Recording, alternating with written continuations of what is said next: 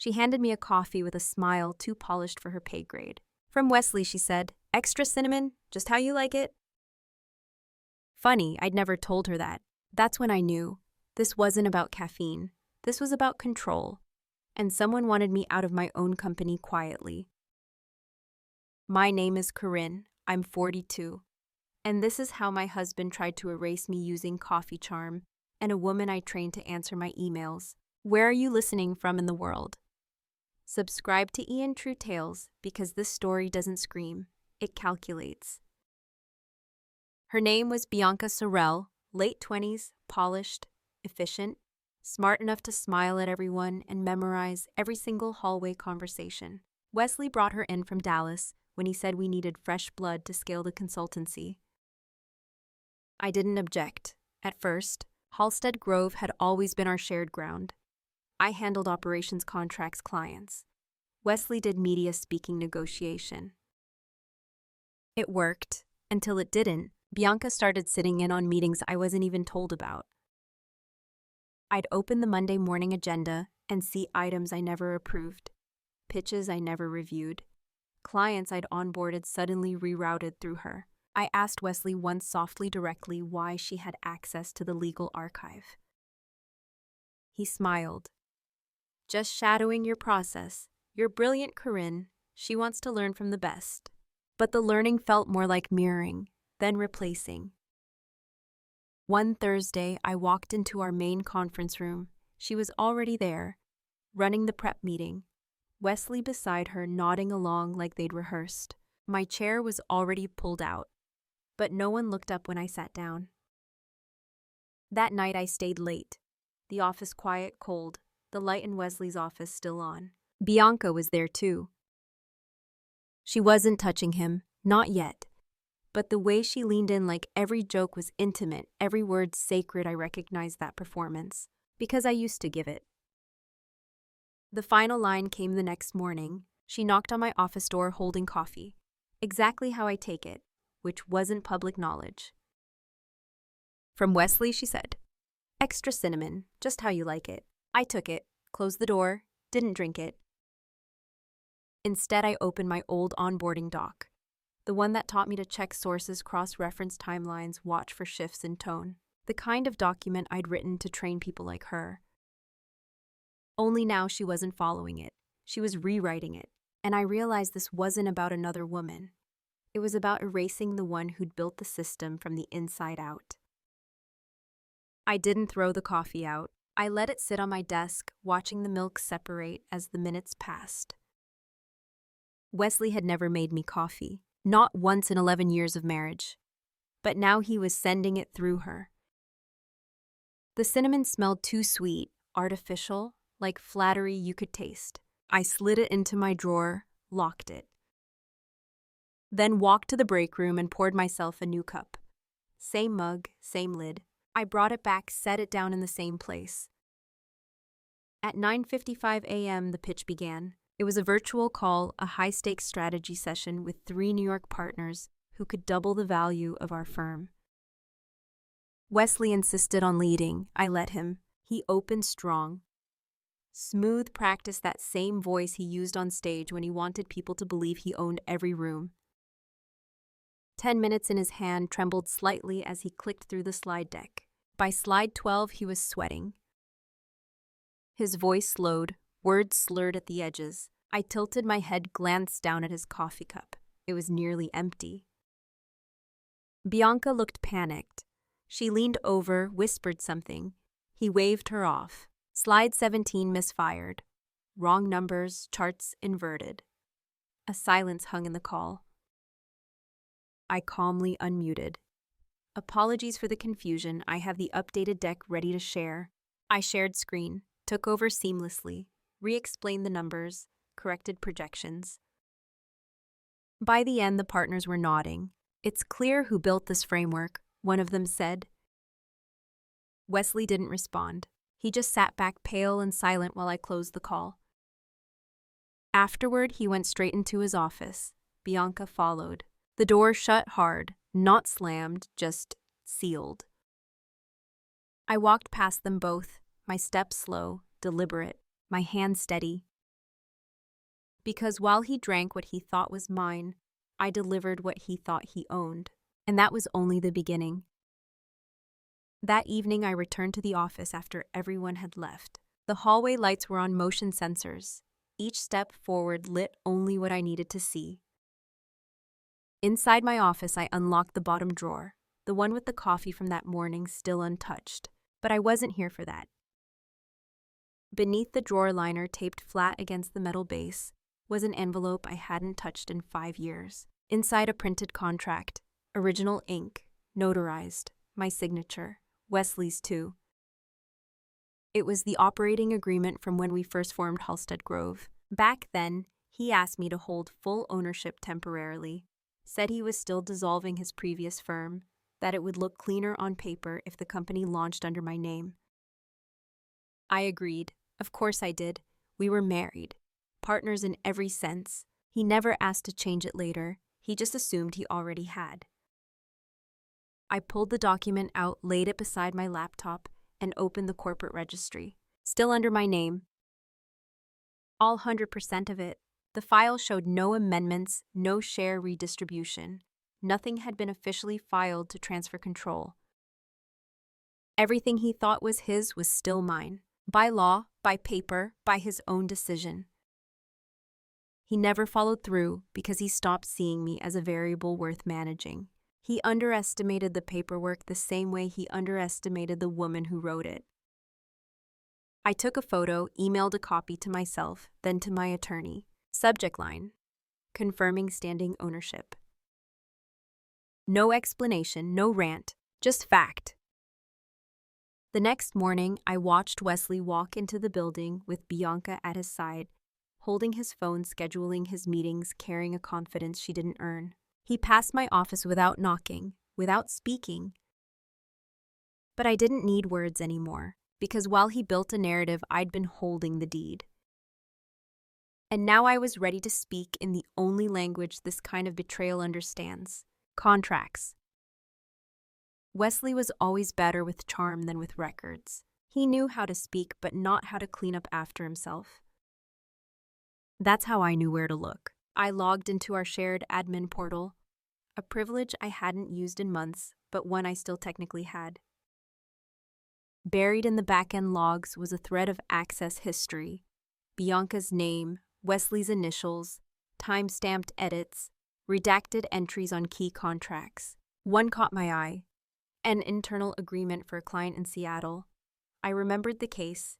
They'd come in through me, but the attribution had been changed. Bianca listed as lead, with Wesley as co-strategist. I pulled the original proposal from my archive, compared line for line. Identical, except for the names. The date of alteration 2 weeks after Bianca joined. I printed both versions, stapled them together, labeled the packet. Contract manipulation number 1, L. It was only the beginning. I spent the next 4 hours collecting more. Invoices rerouted, client emails forwarded from my account without my knowledge, memos signed under my name with formatting I never used. I organized everything into a timeline. Each tab on the spreadsheet marked in red, yellow, or green: red illegal or unethical, yellow questionable intent. Green strategy materials I originated and they copied. It wasn't just sabotage, it was erasure. Bianca wasn't there to assist. She was there to replace. Line by line, credit by credit, but the trail was sloppy. They moved too fast, got too confident, and now I had everything I needed to force a conversation they thought I'd never have. Not in private, not behind closed doors, but in front of the people who actually mattered: the board, the clients, the people who'd been fed a rewritten version of my legacy. They were about to see the original, word for word. I didn't want a confrontation. I wanted consequence. So I chose a single email, one Wesley had sent to our legal associate, Benton Price, 6 months ago. Subject line: let's move forward without Corinne on this. He had forgotten I was still CC'd on the original thread, forgotten to delete my access to the internal inbox I'd built myself. The body was short. She's too emotionally invested. Bianca can handle the transition. We'll loop Corinne in after the launch. But they never did. And now I forwarded it to Benton again. No message. No explanation. Just, FDD re. Let's move forward without Corinne on this. I hit send, then closed my laptop. An hour later, Benton called me. His voice was steady, but slower than usual. Corinne, he said, is there something you want to clarify? I paused, then replied. Not yet, just wanted to make sure you still had that thread on file. I could hear the sound of shuffling papers on his desk. A small exhale. We might need to talk in person. I smiled. By the next morning, Wesley was pacing the hallway. Bianca stayed in his office longer than usual. She came out once flushed, clutching her phone like it might break. Wesley walked by my office, slower than usual, stopped just outside the doorway, didn't speak. I didn't look up. I wanted him to feel the silence. Because sometimes the sharpest retaliation is letting someone realize you're 4 steps ahead and already watching them fall. That email was a spark. Just enough to shift his weight, to make him sweat, to make him wonder how much I knew, how much I still controlled. He didn't know yet. But he would, and soon. The emergency board meeting was called under the guise of strategic misalignment. Wesley chose the room, glass walls, long table sunlight falling just behind him. He sat at the head, Bianca to his right, legal counsel to his left. I entered last. No assistant, no prep team. Just a thin folder and the company I built layer by layer. He started first. Some operational decisions have been made recently without proper communication. He didn't say my name, didn't need to. The nods around the table were rehearsed. His voice practiced cadence slow enough to feel fair. He glanced at me, inviting me to respond, to defend, to flinch. I didn't. I stood, slid the folder across the table, opened it to the first document. This is the original operating agreement, filed under my name, still active. He blinked. Page 2. I continued. Bank filings, initial capital injection, also under my name. Bianca shifted in her seat. Someone cleared their throat. I turned the next page. List of altered contracts in the last 6 months. Versions A and B side by side. Then the last one. An email from Wesley removing me from key client decisions without board approval. I sat down. Silence. Longer than polite, shorter than legal. The general counsel reached for the folder, started flipping through. Wesley leaned forward. Corinne, if there's been a misunderstanding. I cut him off. No misunderstanding, just a miscalculation. His jaw locked. One of the external board members finally spoke. Ms. Halstead, are you suggesting you still hold controlling ownership of Halstead Grove? I met his gaze. I'm not suggesting, I'm confirming. At that moment, the temperature in the room shifted. Bianca looked down. Wesley sat back, his hand tightening around his pen. He had brought me here to push me out, but I had walked in with every signature that still had legal teeth. And this was no longer his boardroom. It was mine. The room stayed quiet longer than I expected. Wesley was staring at the papers, his lips parted like he wanted to protest, but couldn't decide how. I opened my leather folder one more time, pulled out a final page, slid it forward. This is my formal motion to suspend Wesley Halstead from his role as managing director, pending internal investigation. I looked to the chair of the board, a man who once told me, Corinne, you're too precise to be political. Today, that precision was power. According to the founding bylaws, he began, stopped, read again, then nodded. Motion accepted for review. We'll hold a vote now. No one spoke. No one needed to. Hands were raised, one by one. Even Benton Price, our legal counsel, lifted his hand without meeting Wesley's eyes. 9-2. The motion passed. Bianca stood. "This isn't fair," she whispered mostly to herself. But fairness was never part of their plan, only assumption. Wesley sat frozen, no rage, no rebuttal, just realization. He had played a long game with shortcuts and charm. I had played a longer one with documentation. The board chair looked at him gently, almost kindly. "You'll have time to respond, Wesley.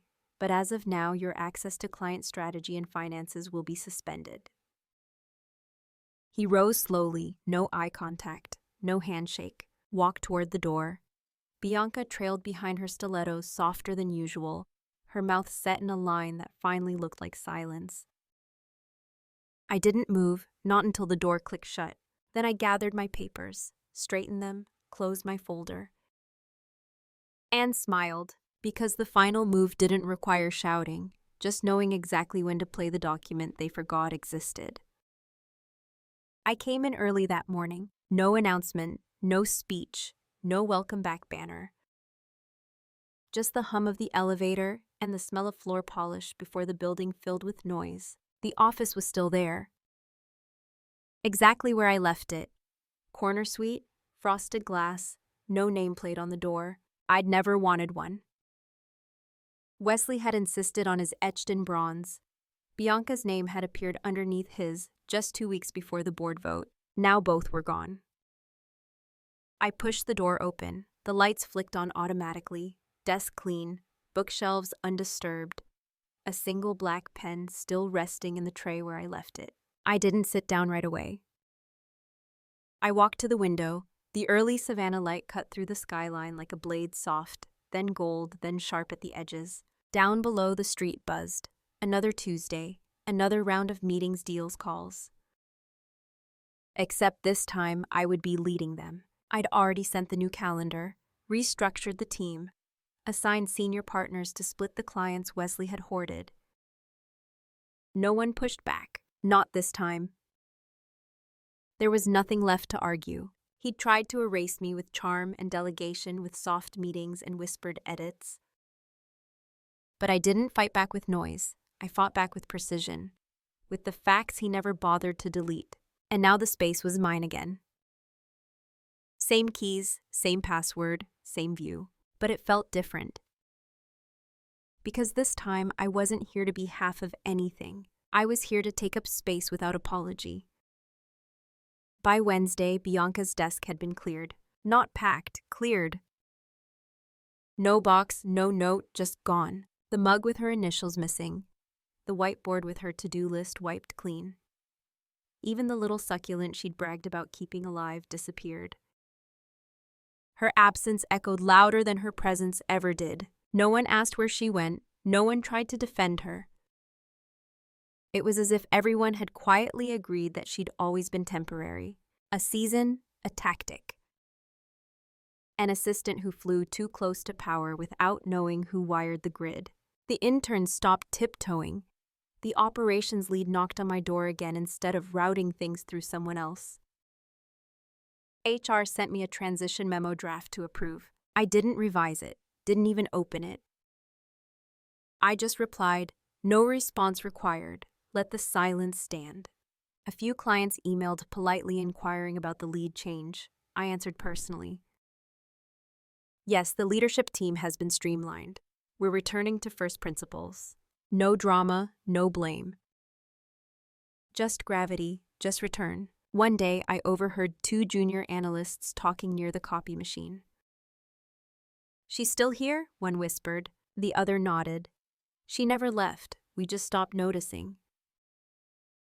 That stayed with me longer than it should have. Because when you build something from a blank slide deck and weekend takeout from sleepless nights and strategic revisions, you don't disappear. You endure.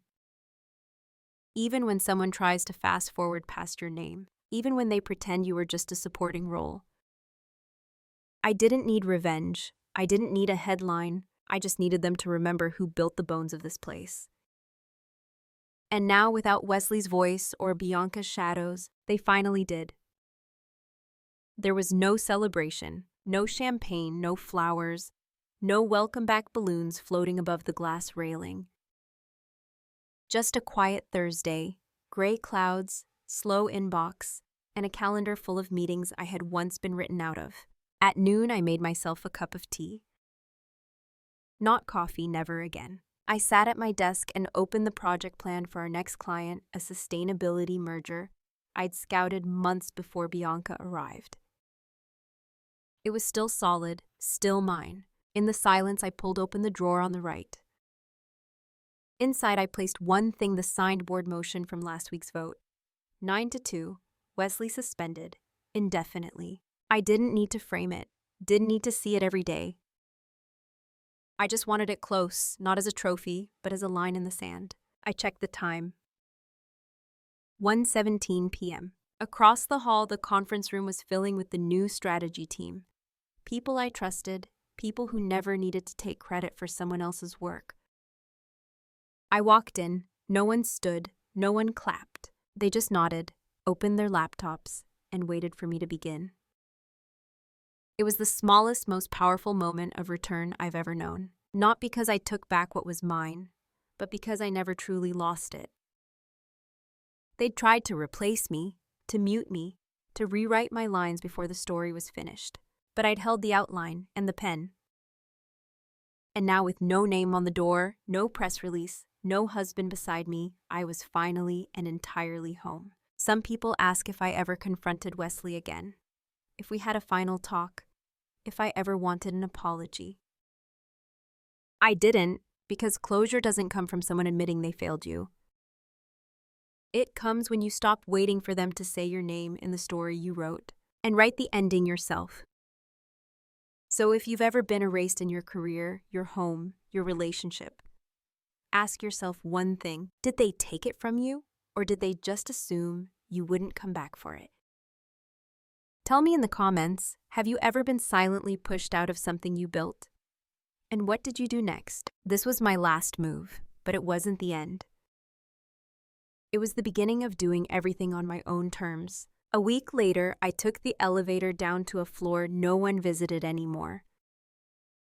The archive room, back when we still used printed ledgers, client binders, legal copies.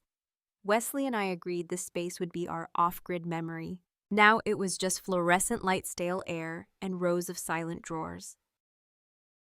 I hadn't been here since before Bianca joined. I wasn't looking for revenge, just confirmation that I had never imagined the foundation I helped build. Drawer 3C, Founding Assets, 2009 to 2013. There they were, handwritten margin notes, Excel printouts with formulas. Only I used Wesley's pitch deck scribbled with my edits. But then I found it. A single sheet of legal paper, dated March 2nd, 2010. Initial charter allocation agreement, typed by me, signed by both. Under ownership split. My name was listed first. Corinne A. Halstead, 51% controlling equity. Wesley T. Halstead, 49% managing operations. I remember the day I insisted on that. He'd said, "You trust me, right? Why make it so legal?" And I'd replied, "Because love is not a contract, but business should be." Funny how we forget our most protective instincts. The paper had a coffee stain in the corner. His signature was slightly smudged, but it was there. No amendment, no override. He had never legally taken my name off anything. He just assumed I wouldn't check. I slid the sheet back into its plastic sleeve. No need to copy it again. I had already filed a scan in my encrypted backup 7 years ago. I stood in that archive room for another 5 minutes. No phone, no thoughts of the company's future, just silence and a strange peace. He'd promoted the assistant, tried to reposition the company's story, claimed I was too removed to lead, but here in a drawer no one checked was the truth. Wesley never owned Halstead Grove. He only borrowed its image. I turned off the lights, shut the drawer, and walked away. Not to win, not to reclaim. Just to remember that I didn't need to prove what had never been taken.